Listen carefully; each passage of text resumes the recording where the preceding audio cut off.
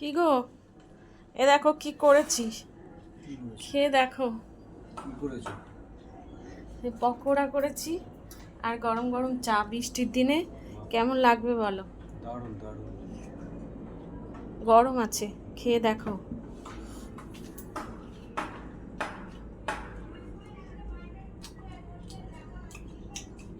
দারুণ হয়েছে। হ্যাঁ, ভালো হয়েছে। কি দিয়ে করেছি জিজ্ঞেস করবো না? কিসের পকোড়া এটা? বলো তো কি দিয়ে। পেঁয়াজ তো পাচ্ছি, হুম, আর কি কি আছে? আর আছে আদা আছে, আলু ছেঁচে একটুখানি, ওই যে আদা আদা ছেঁচার ওটার মধ্যে একটা আলু ছেঁচেছি, একটা আলু একটা পেঁয়াজ দিয়ে করেছি। আর 4-5টা রসুনের টুকরো একটু কুচিয়ে নিয়েছি, অল্প একটু আদা দিয়েছি, আর একটা ম্যাজিক মশলা দিয়েছি। দারুণ হয়েছে। বিরিয়ানির যে প্যাকেট, বিরিয়ানির যে মশলা পাওয়া যায় না, সেই মশলা আর বেসন দিয়ে ওটা মেখেছি, একটু নুন দিয়ে, নুন লঙ্কা দিয়ে। ভালো হয়েছে না? একদম অন্যরকম পকোড়া। ভালো হয়েছে।